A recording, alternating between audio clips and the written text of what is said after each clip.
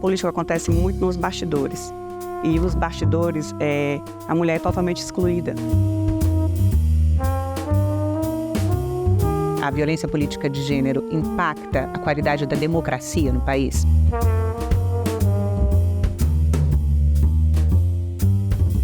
A violência política contra a mulher, ela é totalmente misógina, ela vai agredir a moral da mulher, seja lá em que for.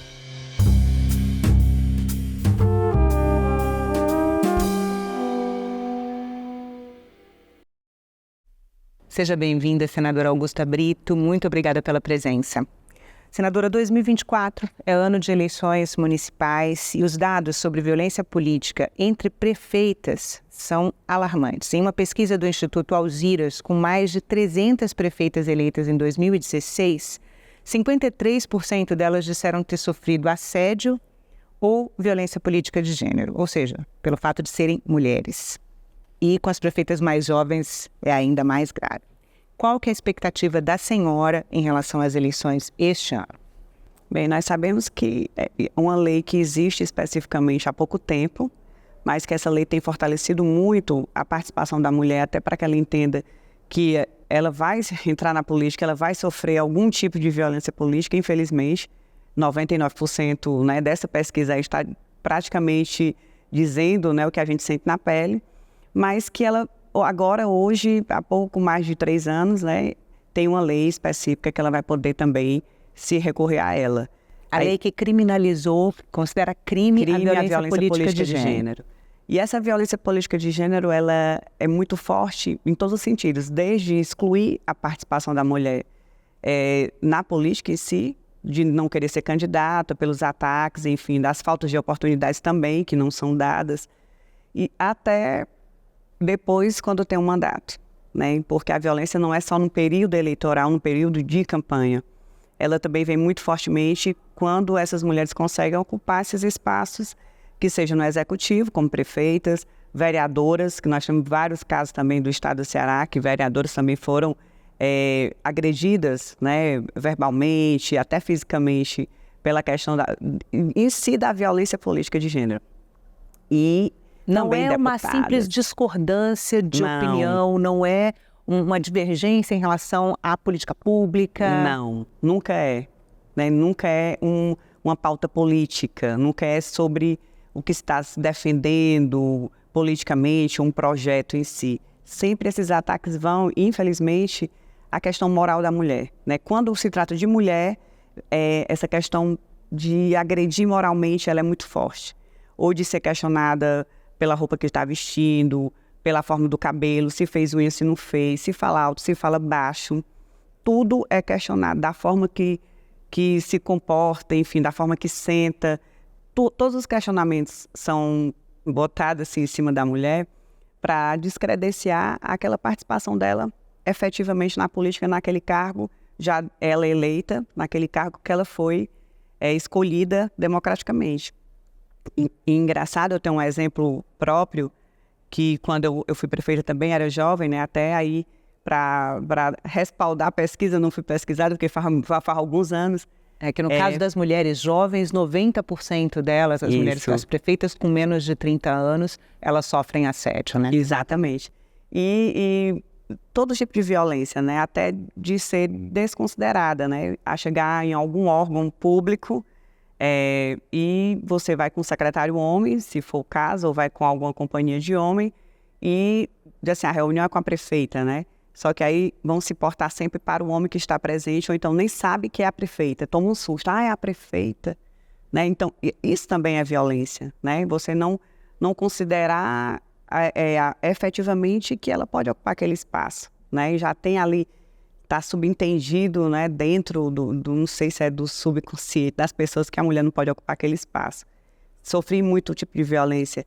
E eu acho que esse número da pesquisa é muito alto, mas eu consegui entender que ele praticamente é maior, muito maior, porque nem toda mulher ainda sabe o que é a violência política, né?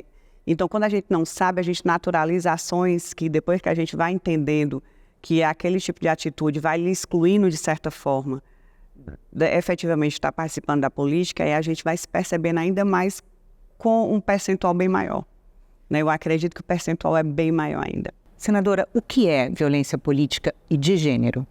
É toda forma que possa ou inibir ou dificultar sua participação na política ou excluir sua participação na política. Eu considero muito, não estou falando a lei, né, em si, o que ela trata, mas assim, estou tentando fazer de uma forma muito, eu diria assim, de vivência, né, de experiência realmente do dia a dia.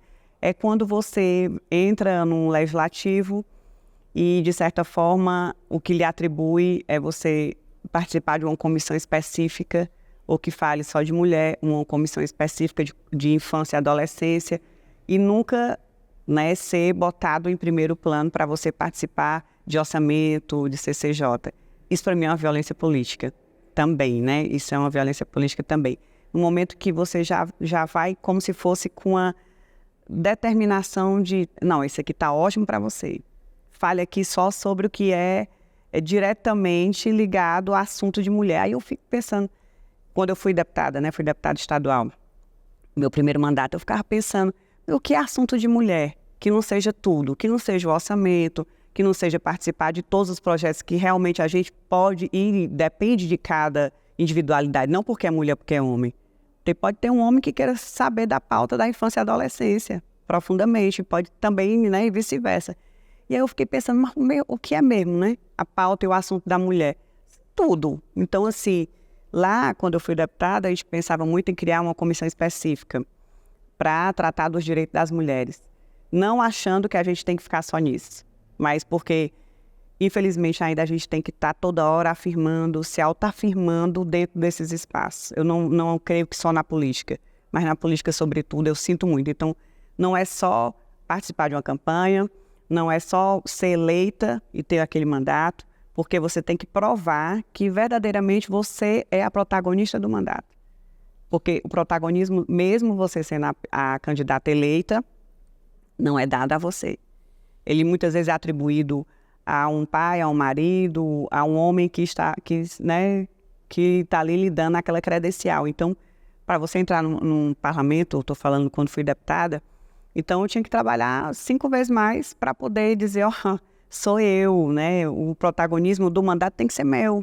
Tanto que do homem, quando é o homem, tem que ser dele, né? Eu defendo assim, como a gente tem que ser protagonista também da nossa vida, né? A gente tem que ter o protagonismo da nossa vida, cada um individualmente. E aí, essa luta às vezes cansa, né? Porque a gente é julgado, por exemplo, quando eu fui deputada estadual, eram 46 deputados, 5 mulheres. Então, às vezes a gente é julgado porque a gente quer participar de uma reunião que só tem homem. Mas tu vai para uma reunião que só tem homem?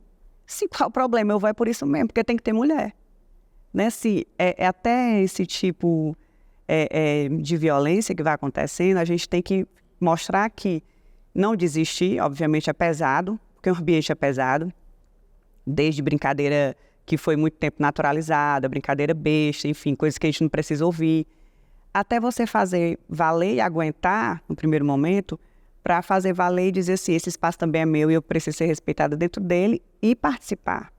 Não é só para fora. Eu digo muito que a política acontece muito nos bastidores, né? E os bastidores, a mulher é totalmente excluída. E ela é excluída, na sua grande maioria, simplesmente porque é mulher. Não pode estar numa reunião que só tem homem. Como é que vai para um café, um almoço, um jantar que só tem homem? Os dirigentes partidários, em sua grande maioria, são homens. Exatamente, na grande maioria. Então, não é tão comum, né? E o pior, que não é só para homens que não é comum, né? Incomoda não só os homens, mas também as outras mulheres. Também não é a maioria, né? Porque é muito bom quando as mulheres também percebem que a participação daquela única mulher ali está mostrando para ela, ou para tantas outras, que ela pode participar também. Que ela está ali, de alguma forma, sendo representada e que aquele espaço pode ser ocupado por elas, né? E não tem mal nenhum. Então, é duro, assim.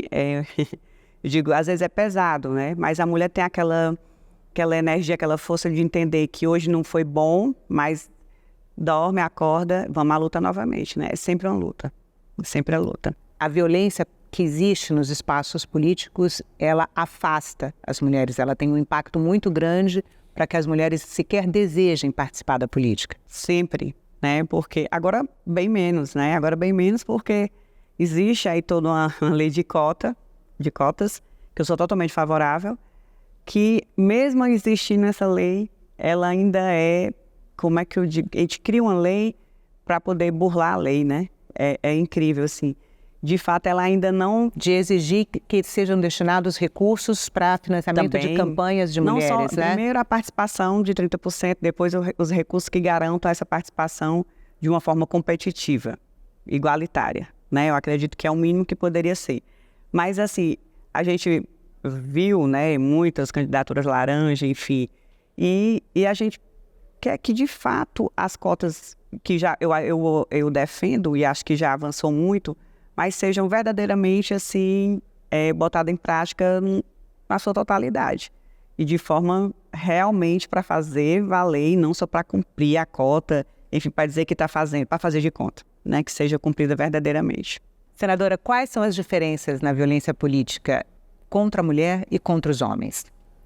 A violência política contra as mulheres, contra nós mulheres, né? Digo assim, ela é muito excludente. Né? Eu acho que uma das palavras que eu pudesse dizer assim, a violência política contra a mulher, ela é excludente, ela é totalmente misógina, ela vai agredir a moral da mulher, seja lá em que for. E a violência política com o homem, eu vejo ela muito mais no campo da política. Né? Eu vejo muito mais no campo ali da política, enfim, de algumas atitudes que ele possa tomar ou não. Não vejo assim porque ele é homem. Eu não vejo a violência acontecendo contra o homem porque ele é homem, dificilmente. É como se um dia eu fui questionada por um deputado na época por que não existia a lei Maria do João para defender os homens que apanham e etc e tal. Aí eu olhei assim, eu disse, não acredito que eu estou ouvindo, né, esse tipo de questionamento. Aí eu disse simplesmente porque não são os homens que estão sofrendo violência, né? E não que eu queira que os homens vá sofrer, eu queria que não existisse era a Lei Maria da Penha, porque ali sim ia estar mostrando que não precisa de lei nenhuma para a gente dizer que a gente quer justiça, quer viver livremente, enfim, quer ter dignidade e oportunidades iguais. E aí a mesma coisa, eu não vejo assim, né, nunca vi assim uma violência específica assim contra o homem, né, porque ele já vem com um privilégio, né, histórico, cultural, que o homem é da vida pública, é o provedor, é o que tem o direito de sair para garantir o sustento da família, e a mulher, a sua obrigação é a vida privada, ficar dentro de casa, garantir que os filhos sejam bem educados e garantir o marido também a estabilidade. Então culturalmente, e isso, né, foi implantado aí na sociedade por muito tempo. Então, quando a mulher quer sair desse mundo privado e quer ir para o mundo público, aí não é uma coisa vista assim, de uma forma tão simples, né, e natural, como para o homem já é dado a oportunidade. A gente tem que brigar, lutar, conquistar para poder ocupar esse espaço público. Senadora, e qual o papel que a senhora acha que o Congresso Nacional tem para combater a violência de gênero? Vários, né? Inclusive, nós estamos aqui discutindo com a bancada feminina, né? Eu quero dizer que depois de muito tempo, né, a gente tem uma bancada feminina aqui no Senado Federal, sobretudo, forte. Também na Câmara a gente teve contato e nós sabemos da importância dessa bancada feminina porque, independente de partido, existem várias pautas que nos unem, né, e são muito nossa, né, da bancada feminina. E hoje nós temos uma líder, que é a nossa querida Leila, que está tão bem fazendo esse papel. A gente tem um requerimento que a gente vai apresentar, na verdade, eu estou dizendo aqui de primeiro momento, a gente ainda vai conversar com a bancada, vai conversar com o nosso presidente aqui do Senado, o Rodrigo Pacheco, que é sobre a gente criar um pacto de enfrentamento à violência política de gênero. Esse pacto, a ideia dele, ainda está terminando a construção, é que a gente junte instituições como o TSE, o Ministério Público Eleitoral, OAB, enfim, que tem a ver, partidos políticos, né, que tenham a ver diretamente com a questão da violência política, que a gente faça esse pacto com ações e um plano de trabalho para que a gente possa verdadeiramente dizer que esse pacto que está sendo construído a nível nacional, ele seja replicado a nível estadual, né, com os TRE. É um exemplo e é um modelo que a gente fez no Estado. O TRE lá do Estado construiu uma comissão com essas participações institucionais, com a Secretaria de Mulheres, e dessa comissão criou esse pacto, que foi assinado por todos os partidos políticos, assinado pelo TRE, né, lá do Estado, pela Secretaria de Mulheres, enfim, o Ministério Público, para a Secretaria de Segurança, para dizer assim, olha, vamos fazer ações concretas para que a gente possa verdadeiramente, através desse pacto e essas instituições, criar ações que vá realmente prevenir, a ideia é mais de prevenir que aconteça a violência política de gênero. Senadora, que tipo de ações um pacto como esse pode prever? Várias. Primeiro, assim, vou dizer algumas que eu acho mais significativas.